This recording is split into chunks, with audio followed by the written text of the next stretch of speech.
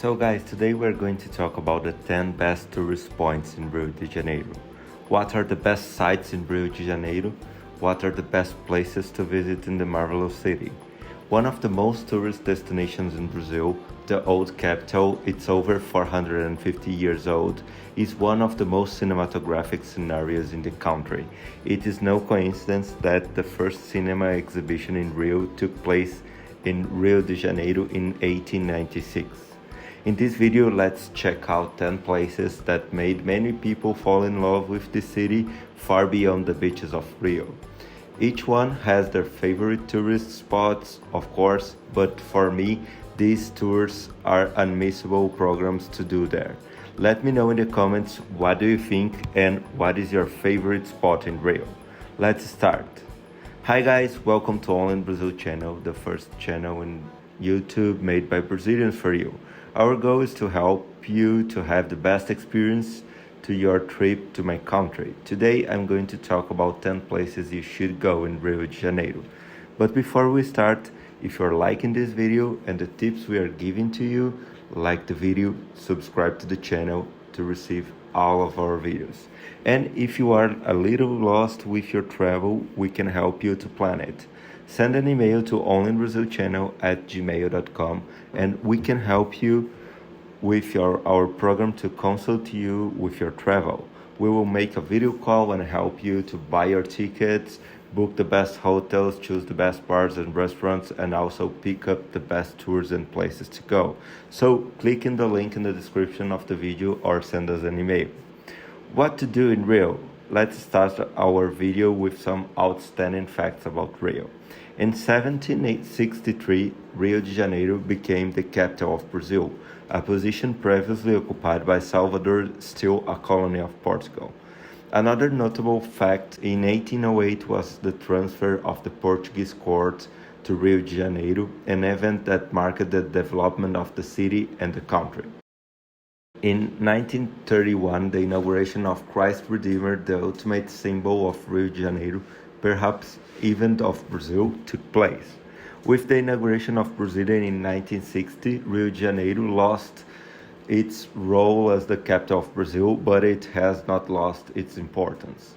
So check out our top 10 selection spots in Rio de Janeiro in this video and be sure to check out these places on your next trip. So first is Pão de Açúcar. For starters, you can't leave out among the sights of Rio de Janeiro this one that is one of the greatest symbols of the marvelous city. Of course, keep an eye on the weather as the clouds insist on surrounding this postcard, but if the day is clear, it's worth going up to Morro da Urca, either by cable car or on foot. To save money, there is a trail leaving you from Pista Cláudio Coutinho that you can do it for free. Morro da Urca is the first stop, but be sure to go to the second and last stop, the Sugarloaf Mountain, which is 600 million years old. There are no trails on this stretch. You take the cable car and then you can enjoy this gift of nature. Rio de Janeiro is a super cinematic city, and of course the Sugarloaf cable car was once a movie location. It is at the top of the cable car that the fight takes place between the villain and Roger Moore, Agent 007. 007 against the Rocket of Death in 1979. But long before the famous Agent 007 visited the Sugarloaf Mountain, this postcard had already been filmed.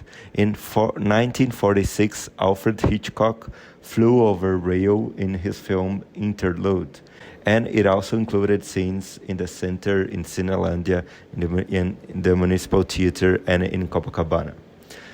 The second spot is Copacabana. I always lived in Copacabana when I lived in Rio. For me, this is one of my favorite neighborhoods. I know it has its problems, but from there you can reach any point of the city with public transportation. And if you're going to Rio, it's worth checking out the most famous beach in Brazil and perhaps one of the most famous in the world. A walk along the boardwalk and a short stop for a coconut water are basic activities, but be sure to also check out the ends of the beach. Mirante do Leme in the left corner and Copacabana Fort in the right corner. And that photo in front of the Copacabana Palace Hotel cannot be missing either. Just avoid going in the evening and to have expensive belongings like expensive cameras, cell phones, or watches, or jewelry because it's not safe and you can be robbed. Did you know that Copacabana Boardwalk was inspired in Praça do Rócio in Lisbon? Incidentally, the stones were even imported from Portugal. So the third thing to do in Rio is the sunset in Ipanema and Arpoador. One of my favorite beach spots in Rio is right in Ipanema, more specifically at Arpoador. The thing is to rent a chair, enjoy the movement of happy people, and stay until the end of the afternoon to watch the sunset from Morro dos Irmãos. Be aware, only in a few months of the year does the sunset near this hill, especially in the second half and in the summer. Fourth thing to do is Confeitaria Colombo or Colombo Bakery. Going to Rio and not visiting Confeitaria Colombo is like going to Buenos Aires and not checking the Café Tortoni. Surrounded by historic and beauty, this place is one of my favorites in the center of Rio and one of the most historic tourist spots in Rio de Janeiro. The things I like most there are looking at the sweet and savory counter to choose which delicacy I'm going to enjoy, and of course, sitting at one of the tables and traveling in time. The fifth spot is Jardin Botanical, or in English, Botanical Garden.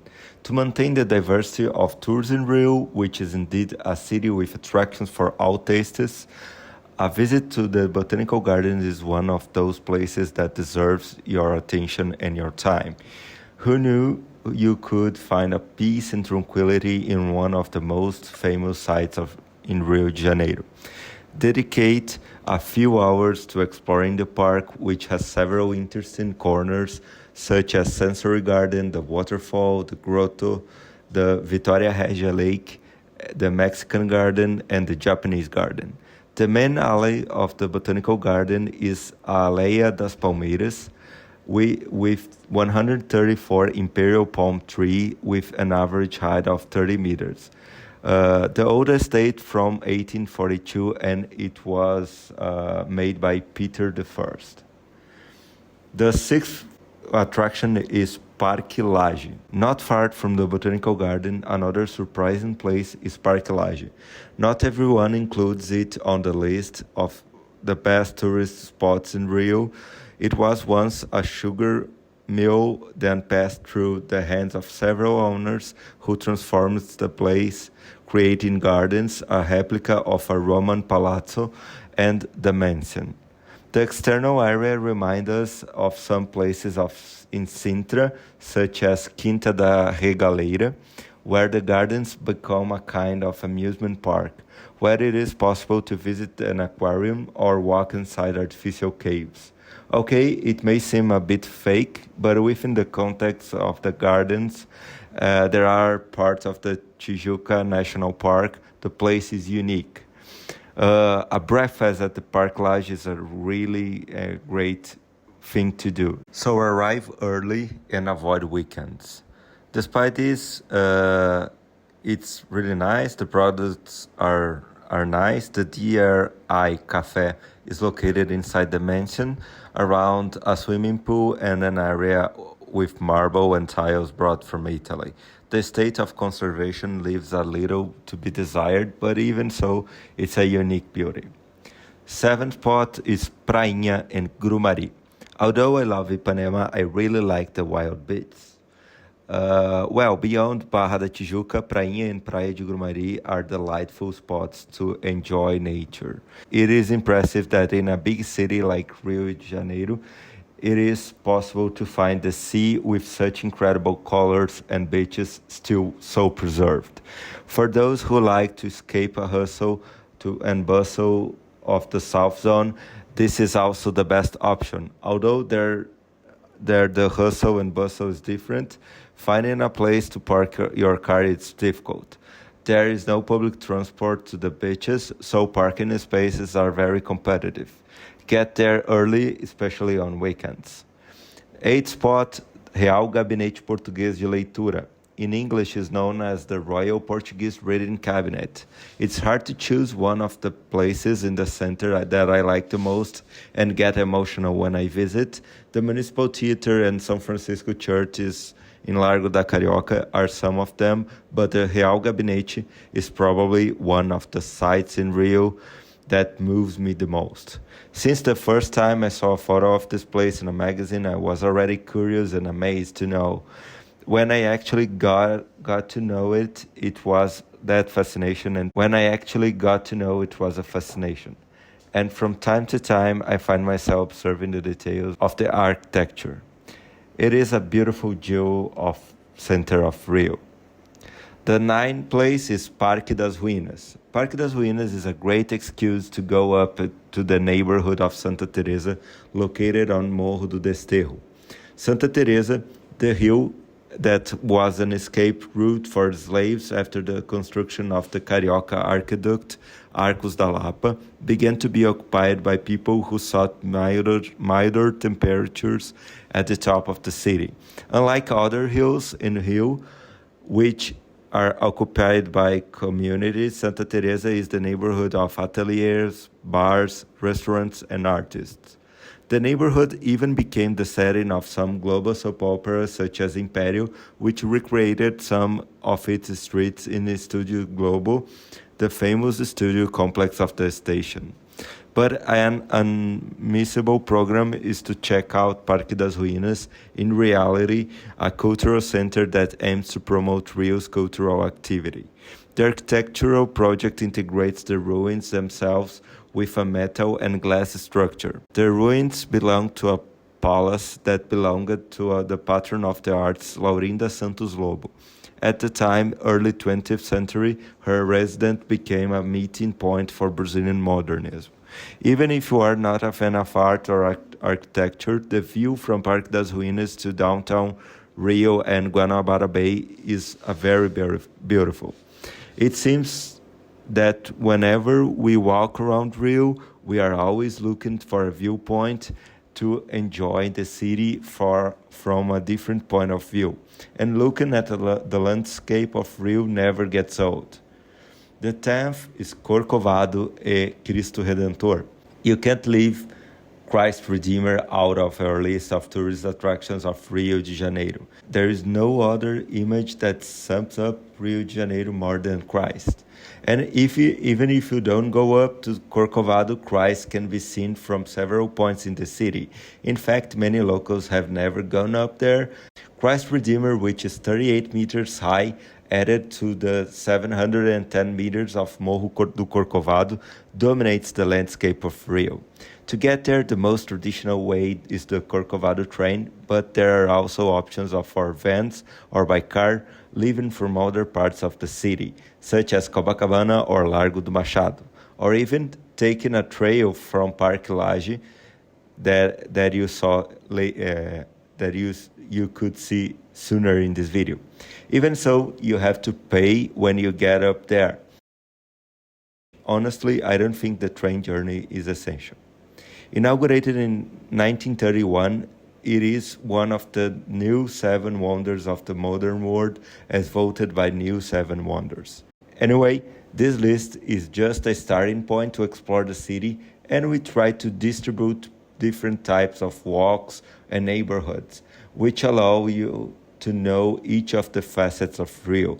There are 450 years of history. To sum it up in 10 attractions is a complicated task, but I tried. Anyway, and if you like this video and the tips I gave to you, like the video and subscribe to the channel to receive all of our videos. And if you are a little bit lost with your travel, we can help you to plan it. So check in the description and send us an email to onlinebrazilchannel@gmail.com and we can help you to plan your trip. We'll make like a video call, help you to buy your tickets, book the best hotels, choose the best bars and restaurants, and also pick up the best tours and places to go for you to have the best experience in Brazil and in Rio. Click in the link in the description or send us an email. Besides this, you still can become a member in our channel and help us to keep your work or buy our products. Check all the details in the description of this video. If you have any question about Brazil, let me know in the comments. I wish you a safe trip to Brazil. Bye.